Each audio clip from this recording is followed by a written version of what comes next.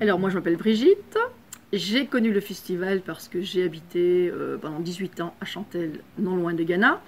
Et donc j'ai eu connaissance, on a souvent accueilli des groupes par la municipalité et puis personnellement aussi pendant le festival et en dehors du festival, des groupes étrangers avec énormément de bonheur. C'était une grande fête pour nous.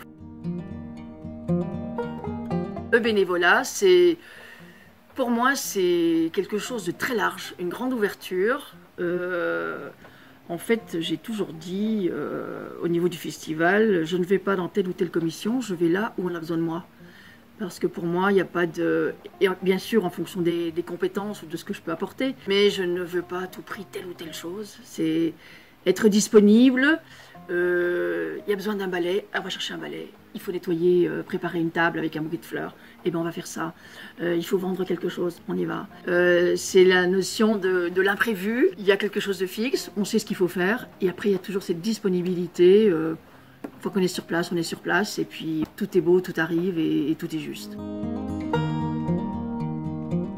Alors j'en ai beaucoup de très bons souvenirs, parce que j'ai eu une grande chance de pouvoir avoir des groupes très authentiques. Ce que j'aime bien dans le mot folklore, c'est le mot folk, le peuple, c'est-à-dire l'authenticité des peuples, et pas que l'aspect chorégraphique, qui est très beau aussi, mais moi j'aime bien l'authenticité des peuples, et j'ai eu cette grande chance de pouvoir être guide de peuples extraordinaires, aussi bien les Tchouktches du Tchoukotka, ça a été fabuleux, donc l'extrême nord-est de la Sibérie, que un tout petit peuple de la Khakassie, qui est vers la Mongolie, et puis après des Indiens d'Amazonie, du Venezuela, les Jivis. J'ai été quand même en lien aussi avec les Shuar d'Équateur. Et puis bien sûr, mon plus beau moment, ça a été avec le peuple Chavante du Mato Grosso du Brésil. Et ça a été absolument magnifique parce que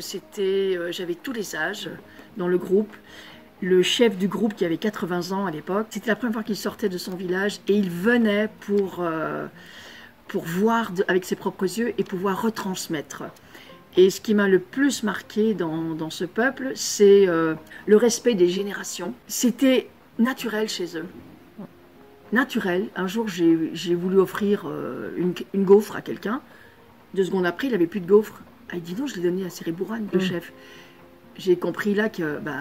tant que ce ne serait pas à lui, c'était le plus jeune, voilà, donc j'ai donné des gaufres à tout le monde. Ce que c'est la file indienne, quand on arrive dans une ville qui nous accueille, j'avais le Costa Rica, et il y avait une table dressée pour l'apéritif.